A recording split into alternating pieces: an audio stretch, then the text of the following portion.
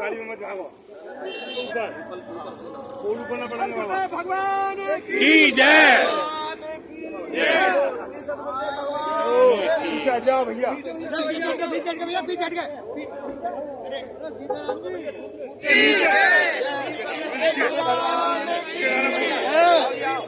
भगवान की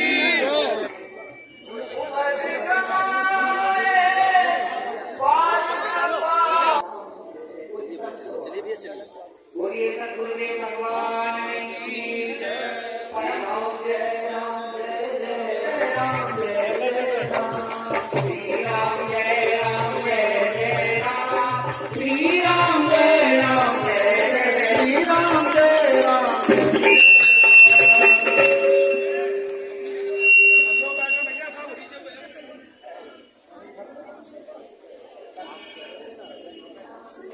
सभी से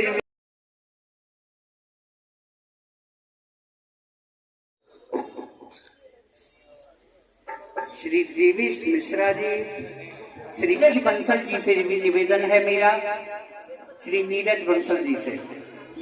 गोविंद जय जय गोपाल जय जय गोविंद जय जय गोपाल जय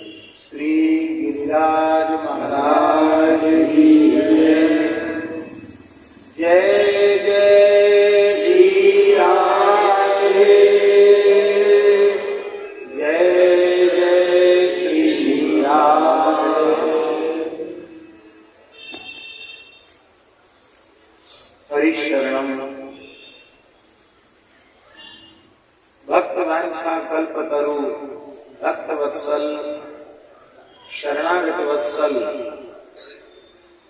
भगवान श्री हरि की महती कृपा करुणा से हम आप सबका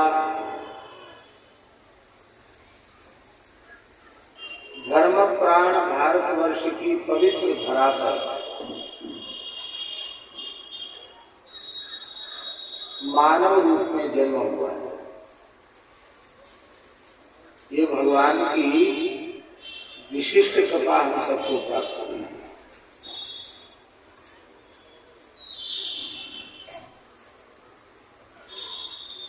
धरती पर अनेक देश हैं और मनुष्यों की भी अलग अलग प्रजातियां हैं,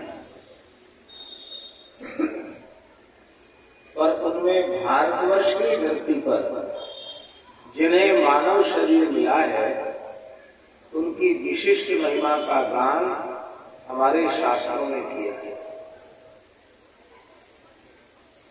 भारतवर्ष की पवित्र धरती पर जन्म लेने वालों को जब वैदिक सत्कर्म के अनुष्ठान करते हुए देवता देखते हैं, सत्कर्म में लगे हुए जब देवता को देखते हैं कि अच्छे कामों में लगे हैं, सत्संग में बैठे हैं, गौ ब्राह्मण संत की सेवा कर रहे हैं, अच्छी प्रवृत्तियों में लगे हैं, इस प्रकार से जब ये भाव अपने मन में आता है उनके और अच्छी प्रवृत्तियों में लग जाते हैं, तो हम सबके सौभाग्य की प्रशंसा स्वर्ग में विद्यमान देवता भी करते। अहो अमीशां किमकारिशो वनं प्रसन्न येषां विदितः स्वयं हरिः यैर्जन्म लब्धं न शुभारतागिरे मुकुंद सेवौ कैकं स्पृहारिणः न यत्र वैकुंठ कथा सुधापदा न साधवो भागवतास्तदाश्रया न यत्र यज्ञेश मखामहोत्सवा सुरेश लोको न वै सवेद्यता। अहो अमीशां किम शोभनम अकाय। आज हम लोगों के बारे में देवता सोच रहे होंगे कि इन भारतवर्ष की धरती पर जन्म लेने वालों ने ऐसा कौन सा पुण्य कर्म सत्कर्म किया था जिसके फलस्वरूप इनका जन्म भारतवर्ष की पवित्र धरती पर हुआ।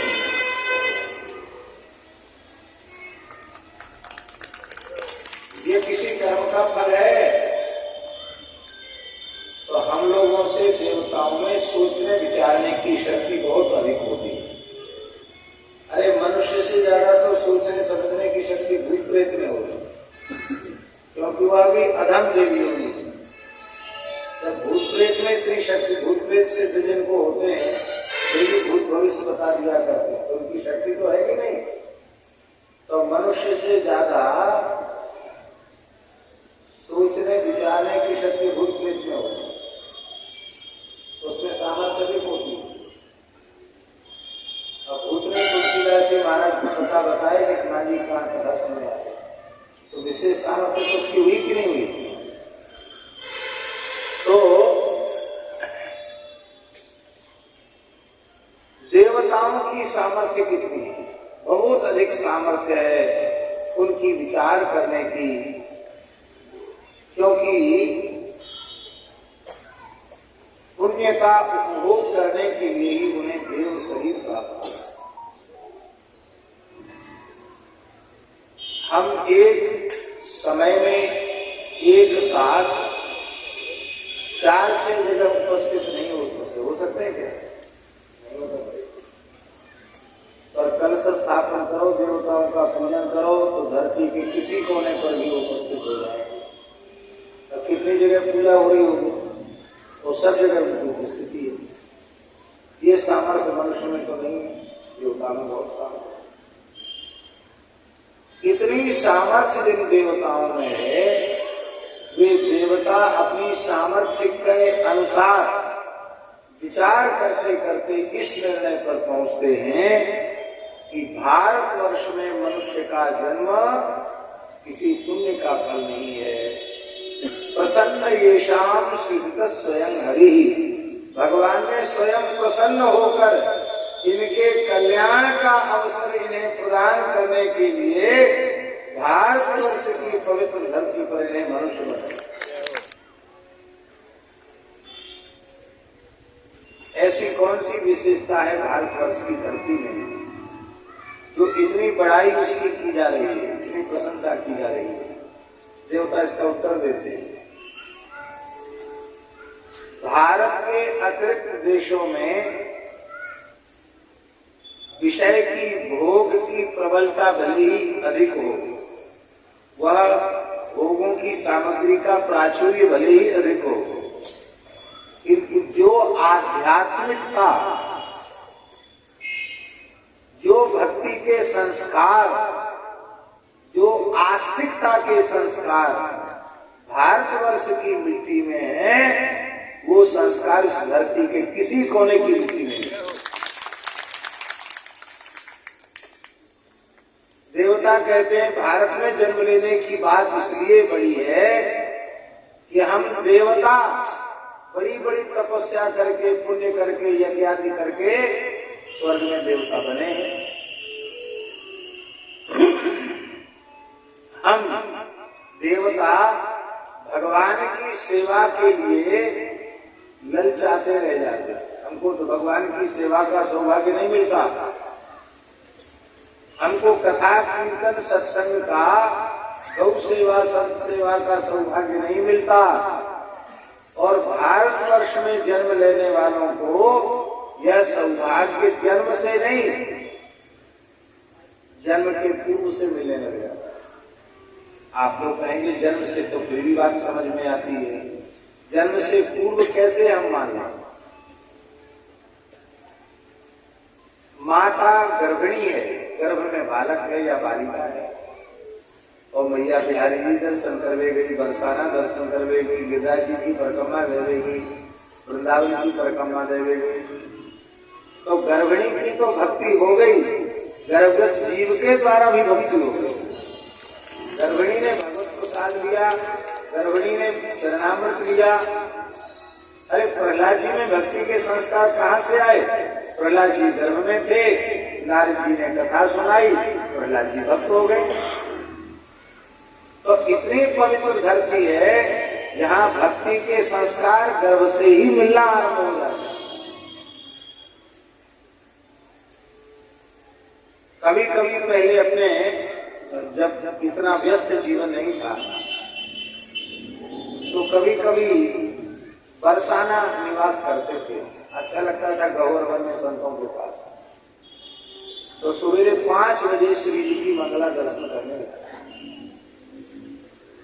तो चिकसौली की, मानगढ़ के नीचे गांव की और आसपास की जो भी छोटे मोटे गांव हैं, उनकी गोपी अपने छोटे छोटे बालकन में ऐसे कपड़ा में लपेट के सर्दी को समय और आदि, और बालक सो रहे हैं और श्री जी की मंगला है रही, तो माताएं अपने अपने बालकों को ऐसे उठा के दिखाती श्री जी को, और बालक की आंख बंद है, वो तो सो रहे हैं। पर हमारे मन में एक भाव आता है कि देखो बालक तो पैर पे सो रहे हैं, लेकिन हमारी श्री जी की आंख तो इतनी बड़ी बड़ी है, हमारे ठाकुर जी के नेत्र इतने बड़े बड़े हैं। ये कितने भाग्यशाली बड़ी गोपी के बालक हैं, बालिकाएं हैं, जिन पे ठाकुर जी श्री जी की मंगलमयी दृष्टि सवेरे 5 बजे पड़ी। तो वो सो रहे हैं, मैया उनको चरणामृत दे रही है, श्री जी की देरी पे ढोक दिलवा रही है, प्रणाम करवा रही है।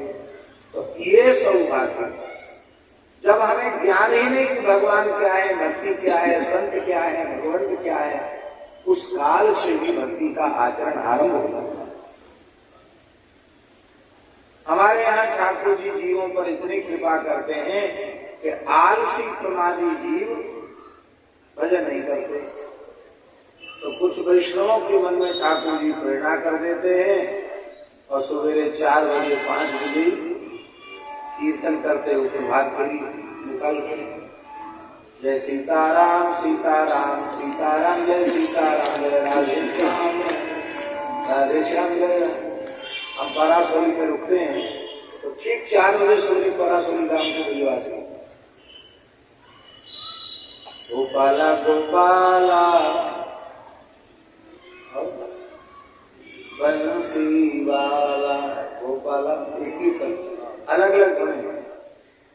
जय नंद लाल गोपाला गोपाला, जय नंद लाल, जय नंद लाला भजो मदन गोपाला, मदन गोपाला भजो जय नंद लाला। और अलग अलग बने। तो अब जो आलस में पड़े हुए हैं उनके कान में भी उनके द्वार तक पहुंच के नाम श्रवण करने का सौभाग्य। ये अमेरिका जापान और कौन कौन से देश हैं भगवान जाने, उनमें ये सौभाग्य नहीं मिलेगा। ये सौभाग्य तो भारतवर्ष की धरती पर जन्म लेने वालों को प्राप्त है। वर्ष में एक बार ठाकुर जी की शोभा यात्रा करती, कभी रामनवमी की, कभी जन्माष्टमी की, कभी जल यात्रा की, कभी डोल यात्रा की, कभी जगन्नाथ जी की। तो जो लोग कभी मंदिर में नहीं जाते वहां तो बंद नहीं कर लेंगे, उनके द्वार पर पहुंच के ठाकुर जी में दर्शन देते हैं। तो ऐसी कथा कीर्तन की सुलभता, जीव के कल्याण के साधन की सुलभता और किसी जगह के निवासियों को प्राप्त नहीं होती है। तो हम सब पर ठाकुर जी की अतिशय कृपा है। देवता कहते हैं जिस स्वर्ग में भगवान की कथा सुधा गंगा नहीं बहती है, नयत्र वैकुंठ कथा सुधा पदा, और न साधवो भागवतास्तदाश्रया, भगवान के चरण कमलों में अनन्य भाव से समर्पित भागवत वैष्णव जहां निवास नहीं करते, जहां श्री रामनवमी, जन्माष्टमी, राधाष्टमी आदि के महोत्सव नहीं होते, भले ही वह इंद्र का ही लोक क्यों न हो, वह सेवन के योग्य नहीं है। भारतवर्ष की धरती ही सेवन के योग्य है।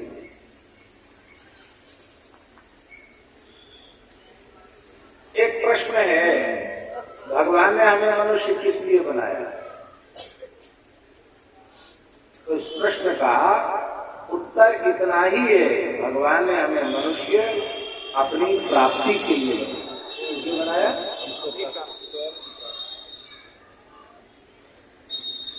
स्वयं की प्राप्ति के लिए भगवान ने हमें मनुष्य बनाया। इसलिए भगवान ऋषभदेव जी ने कहा, नायं देहो देह भाजां लोगे कष्टान कामान अरहते विबुधान तपो दिव्यम पुत्र काये सत्वम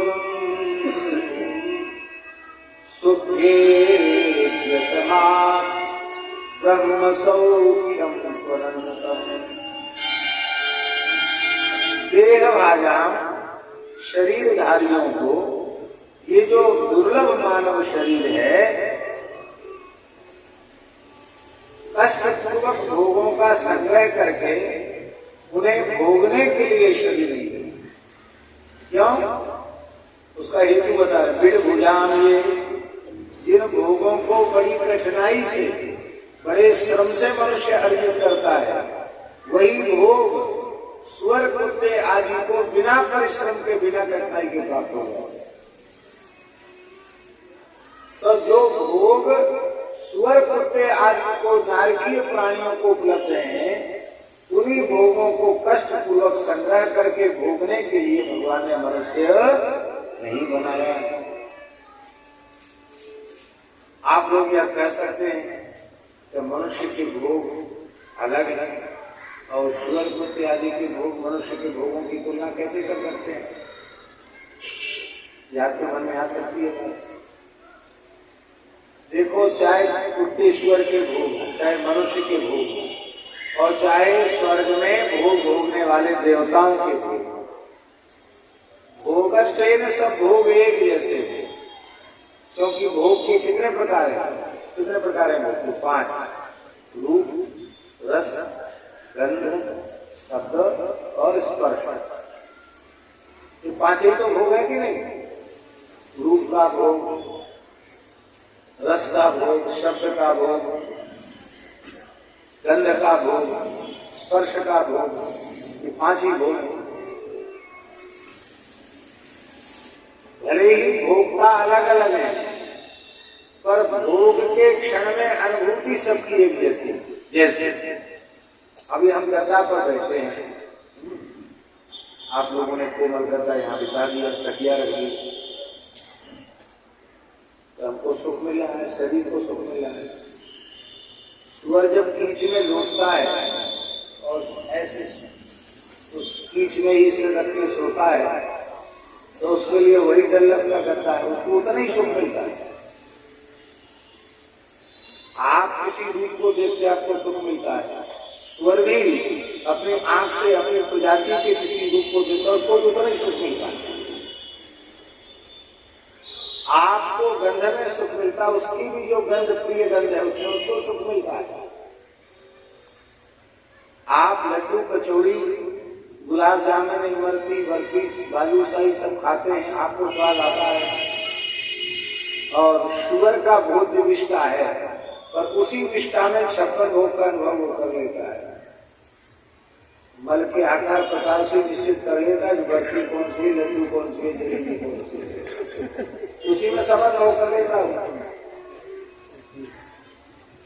मनुष्य को कोमल स्पर्श में जो सुख मिलता है, वही स्पर्श सुअर, कुत्ते, गधे आदि को स्पर्श में मिलता है। तो क्या अंतर होगा? मनुष्य के भोग और सुअर, कुत्ते आदि के भोग में अंतर नहीं, और देवताओं को स्वर्ग में जो भोग प्राप्त है उनमें भी कोई अंतर नहीं। इसलिए सरिस स्वान भगवान युवानु, गोस्वामी तुलसीदास ने कहा, सरिस स्वान भगवान युवानु, कुत्ते के भोग, इंद्र के भोग और राजा के भोग, इनमें कोई भेद नहीं, एक जैसे। क्योंकि भोग में जो सुख की अनुभूति हो रही है वो तो वैसी ही हो रही है, एक जैसी हो रही है। अंतर क्या है? अंतर ये है कि मनुष्य को वही भोग बड़े श्रम पूर्वक अर्जित करने पड़े, और इनको बिना श्रम के लिए।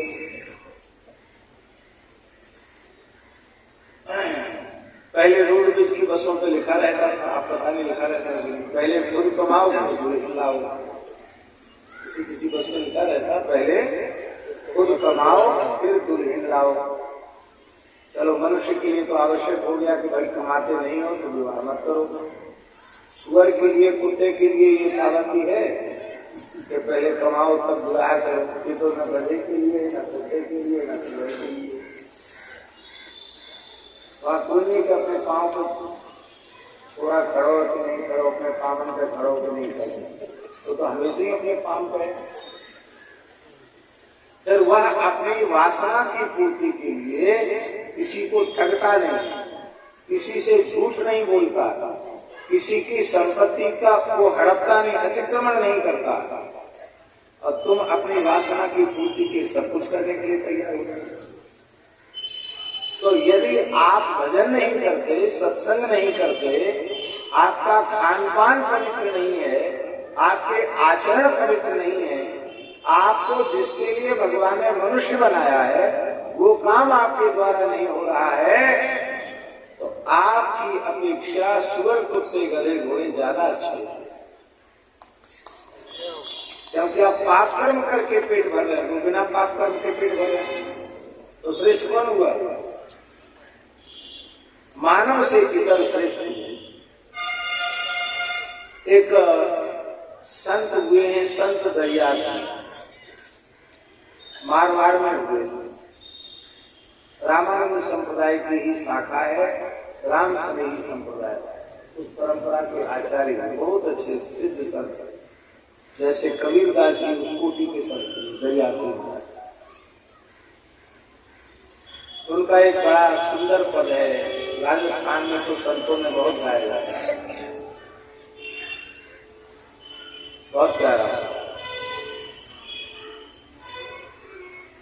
संत दरिया भी कहते हैं, राम नाम नहीं हृदय धरा,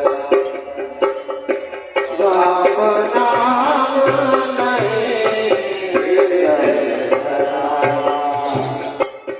आप सब गा सकते हैं, राम नाम नहीं हृदय धरा,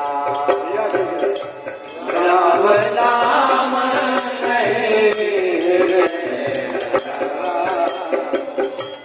जैसा पशुआ जैसा नरा, जैसा पशुआ वैसा नरा। यदि राम नाम कृष्ण नाम आपने हृदय में धारण नहीं किया तो जैसा पशु वैसा ही मनुष्य। अंतर है बोले, हाँ। नर पशुआ उद्यम करी खावे, नर पशुआ उद्यम करी खावे, पशुआ तो जंगल चरी आवे, पशुआ तो जंगल चरी आवे, पशुआ पशुआ जाए, पशुआ पशुआ जाए, पशुआ रहे पशुआ पशुआ पशुआ। राम नाम जाना नहीं मारी, राम नाम जाना नहीं मारी, जन्म गया पशुआ की नाई, ओ जन्म गया पशुआ की नाई।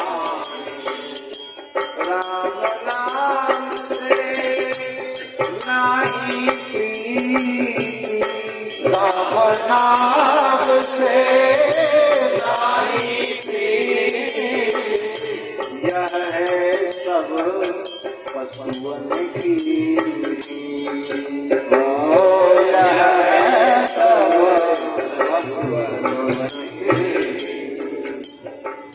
राम नाम जाना नहीं मारी, राम नाम जाना नहीं मारी, जन्म गया पशुआ की नाई, जन्म गया पशुआ की नाई।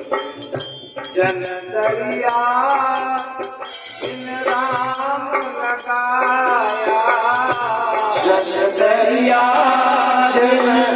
राम लगाया, पशुआ ज्यों जन्म गवाया, पशुआ जन्म गवाया, पशुआ ज्यों जन्म गवाया, पशुआ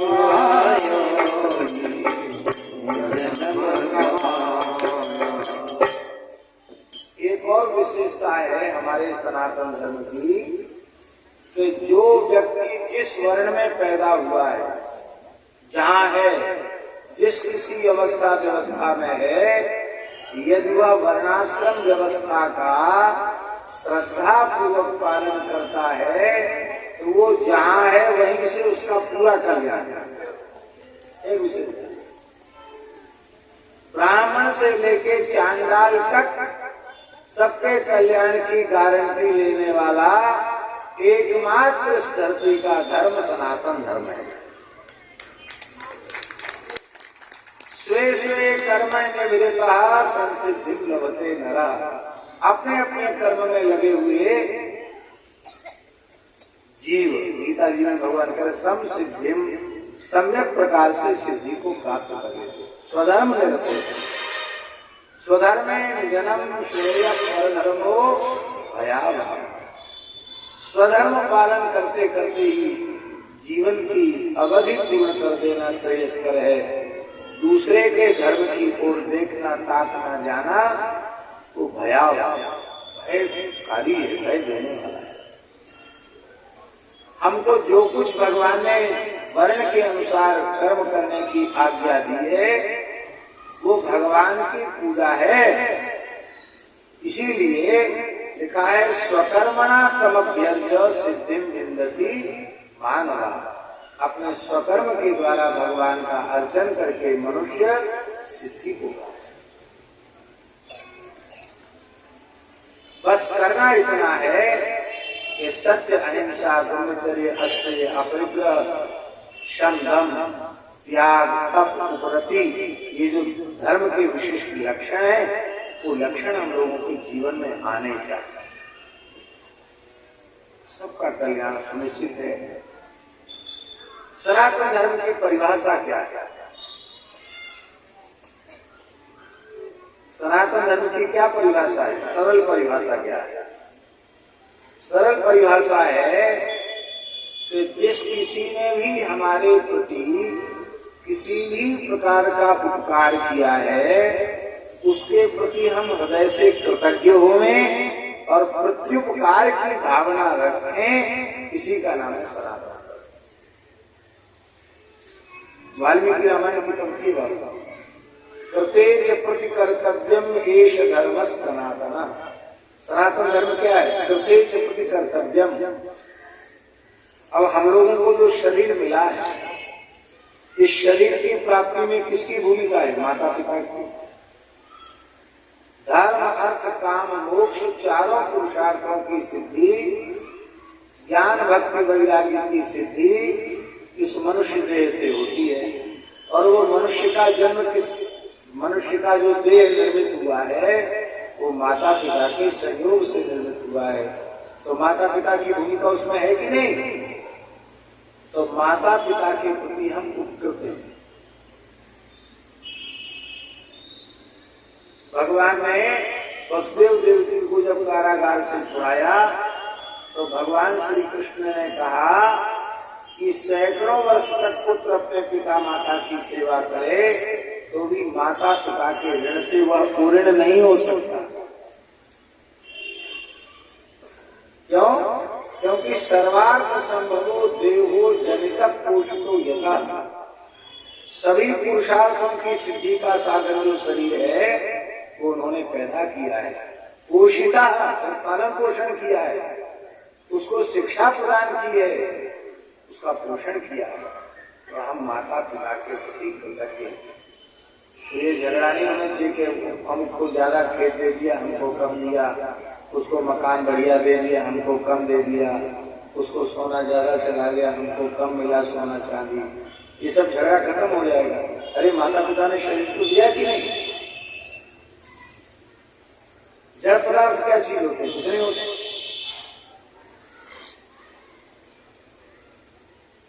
भाग्य में जो होता है वो हिमालय की चोटी पे बैठ जाओ वहां जाके मिल जाएगा आपको, मिलेगा कि नहीं मिलेगा? तो माता पिता ने जो शरीर दिया है, जीवन दिया है, संस्कार दिए हैं, वही सर्वोपरि। आप लोग काशी गए हैं? बनारस, बनारस में मणिकर्णिका कौन गया बताओ? मणिकर्णिका गए हो? मणिकर्णिका घाट जहाँ भोले बाबा का खंड भिन्ना है, राम नाम सत्य का कीर्तन अखंड चलता रहता 24 घंटे, सैकड़ों मुर्दा आ रहे हैं जा रहे हैं, पता नहीं होता। वहां मणिकर्णिका पर एक मंदिर है, आप जाना द्वारा के ध्यान से देखना। वो सुंदर पत्थर का मंदिर है और वो मंदिर आधे से ज्यादा जमीन के भीतर धसा हुआ है, केवल ऊपर उसके शिखर दिखता है उस मंदिर में। तो आश्चर्य होता है कि पूरे बड़े पक्के पक्के घाट बने, बड़े बड़े मंदिर बने, यही एक मंदिर इतने नीचे कैसे चला गया? आश्चर्य होता देखते। तो उसकी कथा है, किसी राजा ने वहां मंदिर मणिकर्णिका घाट पर मंदिर बनाया, बड़ा मजबूत पत्थर का मंदिर बना, बड़ी नक्काशीदार मंदिर है, और उसमें भगवान शिव की स्थापना की, मणिकर्णिका नाथ की स्थापना की, प्रतिष्ठा की, और उस प्रतिष्ठान उस राजा ने संकल्प ब्राह्मणों से आग्रह करके करवाया, मातृ पितृ ऋण की मुक्ति की कामना से हम प्रतिष्ठा कर रहे हैं। और जैसे ही जल छोड़ा उसी समय मंदिर जमीन में चला गया।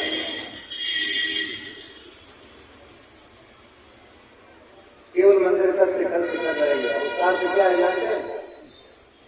उसका अर्थ यह है कि तुम सारे धरती को सोने से मड़वा दो और पूरी धरती पर सोने के मंदिर बनवा दो, तो भी माता पिता के ऋण से तो मुक्ति नहीं करती।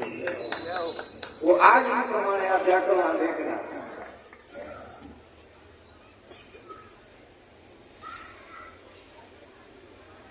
माता पिता के ऋण से मुक्ति नहीं। इसलिए श्रद्धा पूर्वक जीवन पर्यंत माता पिता की सेवा करना तो सनातन है। जब तक वे जीवित हैं तब तक उनकी सेवा करना, उनकी आज्ञा का पालन करना, उनकी सुख सुविधा का ध्यान रखना, और जब वो अपने जीवन की अवधि पूरी कर दें तब उनका शास्त्र विधि से अंत्येष्टि करना, और अत्यंत उदारता पूर्वक पिंडदान, 10 रात, एकादशा, द्वादशा आदि करना। ये जो वर्तमान में परंपरा चली नहीं कि 3 दिन में ही सब खत्म कर दो, ये सब बिल्कुल गलत है। ये कृतज्ञता है, ये कृतज्ञता नहीं है। विधि पूर्वक पिंडदान, श्राद्ध आदि करना, सूतक आदि को मानना, ये सनातन धर्म है। क्योंकि हम उनके प्रति कृतज्ञ हैं, हम उनके प्रति कृतज्ञता ज्ञापित करते हैं। और उदारता पूर्वक भोजन कराना, ये नहीं है कि आप नाम के चक्कर में तो अपना खेत खलिहान मकान बेच दो तब पिताजी की सेवा ही करो, ये नहीं है। आजकल मृत्यु भोज जो ज्यादा पढ़े लिखे हो गए, जो अजीर्ण हो गया अपने ज्ञान का, वो आजकल कहने लगे कि मृत्यु भोज बंद करो। क्यों? अरे भैया, पिताजी की जमीन जायदाद मकान सब कुछ मिला है, उनके नाम पर कुछ लोग खा जाएंगे, तुम्हारा कौन सा घाट रह जाएगा? क्या घाटा हो जाएगा? तुम कृतज्ञ हो, पैतृक संपत्ति का अधिकार ले रहे हो, और उनके परलोक में उनका कल्याण, उसके निमित्त आप भोजन नहीं करा सकते। आप कृतज्ञ नहीं हो, कृतज्ञ हो। सारे पापों का प्रायश्चित है, पर कृतज्ञता का प्रायश्चित नहीं है।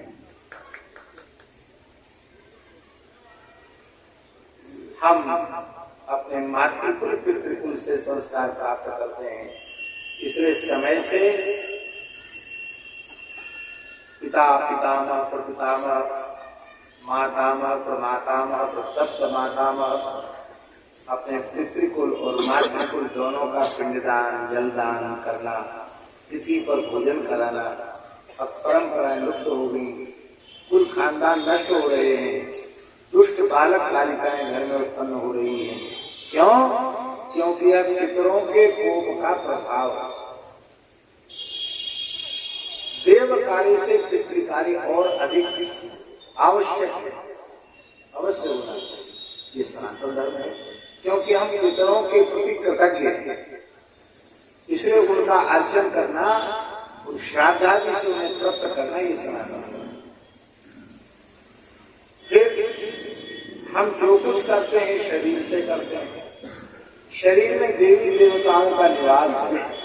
आंख के देवता सूर्य हैं, हाथ के देवता इंद्र हैं, पैर के देवता विष्णु हैं, मन के देवता चंद्रमा हैं, बुद्धि की देवता सरस्वती है, इत्यादि प्रकार से हमारी सभी ज्ञानेन्द्रिय कर्मेंद्रियों पर देवता विराजमान है। और उन देवताओं की शक्ति से युक्त होकर के ही हम संसार की कोई भी उपलब्धि हासिल करते प्राप्त करते हैं। तो उन देवताओं का शेयर, उनका हिस्सा, उनका भाग हमारे प्रत्येक काम में है कि नहीं? इसलिए समय से देवताओं को यज्ञ आदि करके, पूजन आदि करके देवताओं को संतुष्ट करना सनातन है, क्योंकि हम देवताओं के प्रति कृतज्ञ हैं। आप इस बात को पक्का समझ लेना। कई परिवार ऐसे होते हैं, घूमने से पता चलता है, जहां 8-8 10-10 पीढ़ी हो गई और संपत्ति का अभाव नहीं हुआ, न संतानहीनता आई, न संस्कार शून्यता आई, और न ही लक्ष्मी जी रुष्ट हुई और न ही सरस्वती जी रुष्ट हुई। तो उन परिवारों के मूल में शोध करना, इसका कारण क्या है, तो आपको समझ में आएगा कि इनके यहाँ निरंतर देवार्चन होता रहता है, इनके यहाँ पूजा पाठ हमेशा चलते रहते हैं, गौ ब्राह्मण इनका अंश निकलता रहता है और समय से बालकों के संस्कार होते रहते हैं। उसी का दिव्य परिणाम है कि लक्ष्मी और सरस्वती की कृपा इन पर बनी। प्रत्येक मनुष्य को अपनी आय का दशांश पवित्र कार्यों में लगाना चाहिए, अच्छे कार्यों में लगाना चाहिए। आपकी 100 रुपये आए हैं तो आप भूल जाओ कि हमारी 100 रुपये आए, आप समझो कि हमारी आय 90 रुपया है। क्या समझो? 100 समझो ही मत, बुरा नहीं मानना। ब्राह्मण वृत्ति से जो निर्वाह करते हैं, पूजा पाठ होताई पंडिताई, उनको भी उस प्रकार से जो धन प्राप्त हो रहा है उसका भी दशांश उन्हें अच्छे कार्यों में लगाना चाहिए। एक गांव के आदमी ने पूछा, बोले महाराज आप बिना पढ़ा लिखा आदमी, लेकिन उसने बात ऐसी पूछी कि हम सब चक्कर में पड़े, बुंदेलखंड की बात। उसने कहा महाराज एक बात तो बताओ, तो बड़े बड़े पंडितों के नाम सुने हमने, हम गाँव के इतने बड़े पंडित, उतने गाँव के इतने बड़े पंडित, बड़े विद्वान थे, बनारस पढ़ के आए, क्यों पढ़ के आए, और प्राय उनके बच्चे मूर्ख क्यों होते हैं, उद्दंड क्यों होते हैं?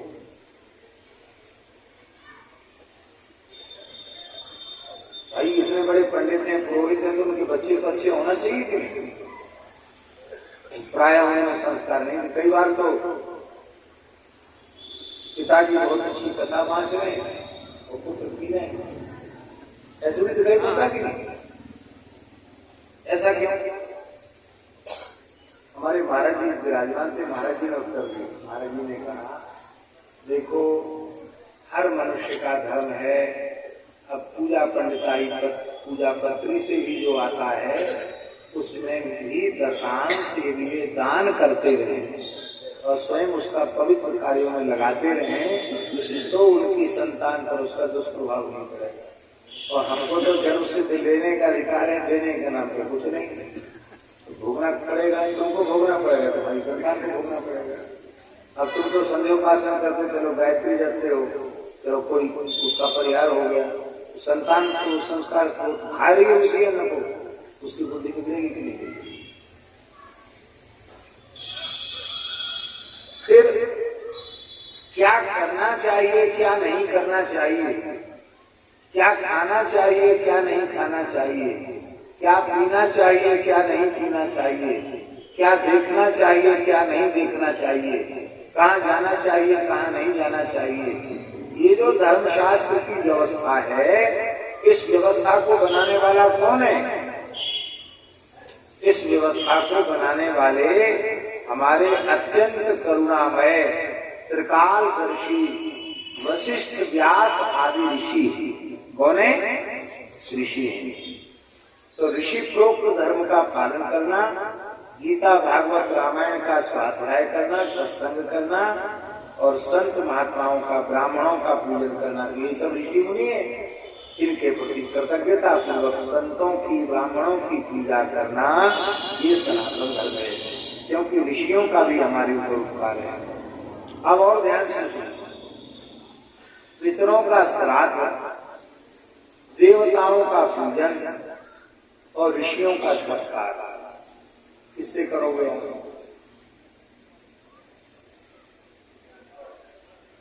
वेद लक्षणा भारतीय देसी गाय के दूध दही घी के बिना, पंचगव्य पंचामृत के बिना न तो देवताओं का अर्चन होगा, न पितरों का श्राद्ध होगा, न ऋषियों का सत्कार होगा। तो सबकी जड़ क्या हो गई? क्या हो गई? गाय। गाय देवताओं की भी जड़ है, पितरों की भी जड़ है, ऋषियों की भी जड़ है। आप ठाकुर जी विराजमान करो।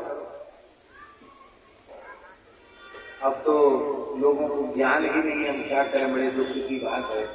बाबा वीर मित्रोदय नामक ग्रंथ में जहाँ बहुत विस्तृत प्रकरण है प्रतिष्ठा प्रकाश, क्या नाम है उस प्रकरण का?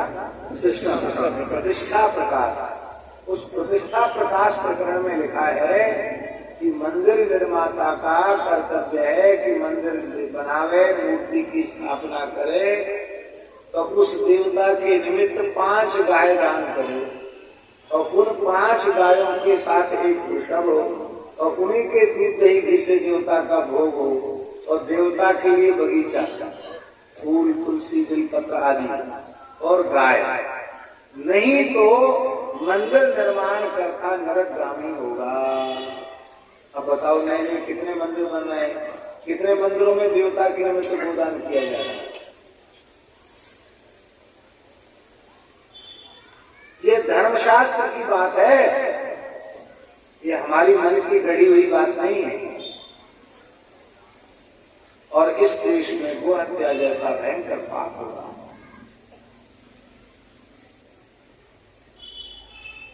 जब आंदोलन चल रहा था उस समय पूज्य स्वामी श्री वामदेव जी महाराज ने एक प्रवचन किया और प्रवचन करते करते उनकी आंख से आंसू बहे।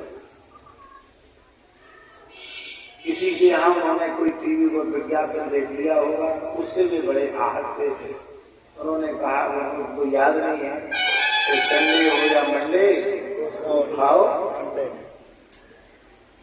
तो इसको बोले हमने आंखों से देखा तो उनको बड़ी पीड़ा हुई। बोले बताओ ये होना चाहिए कि सवेरे से पंचगव्य लो, पंचामृत लो, ये तो सीख नहीं दी जा रही है। ये दी जा रही है कि चाहे कोई सा दिन हो उनको ये खाओ, अशुद्ध वस्तु खाओ।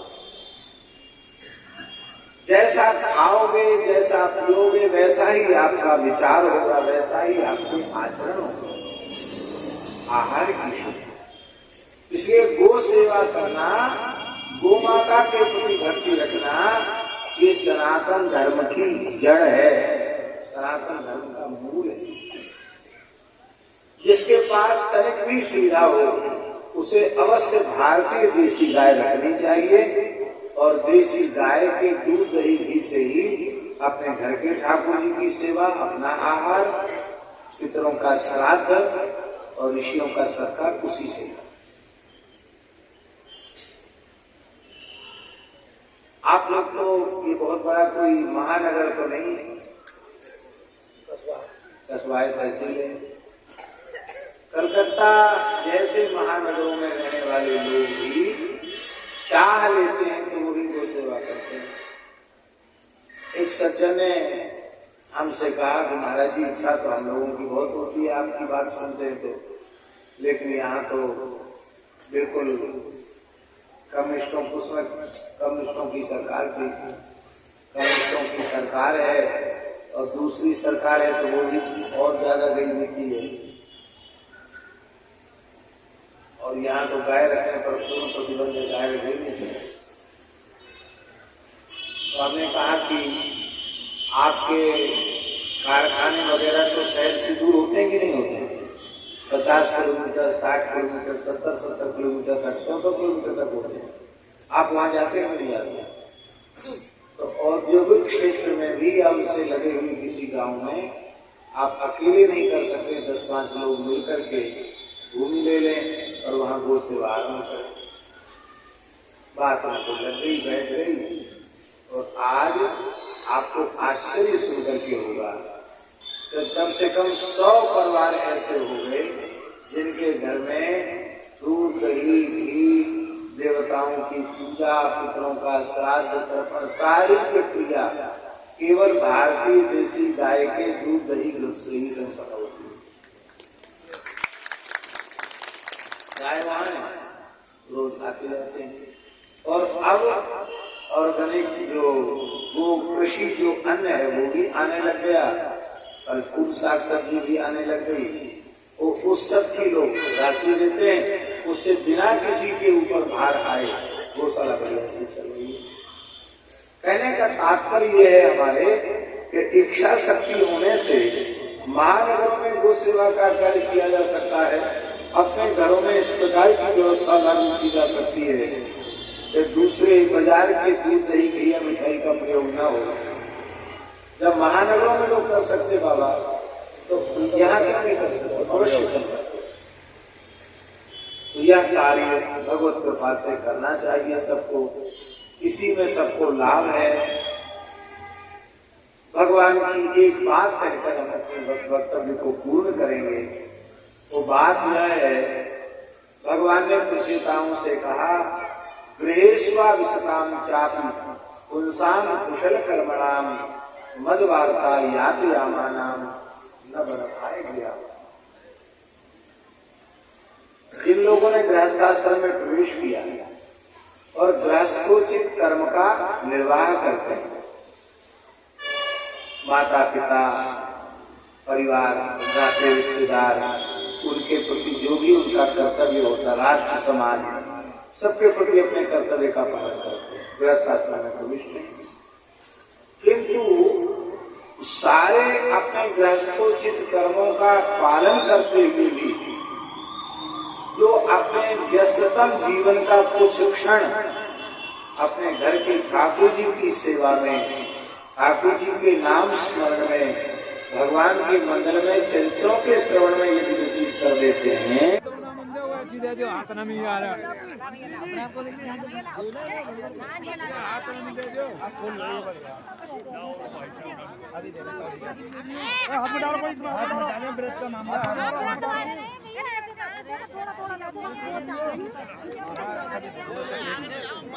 थोड़ा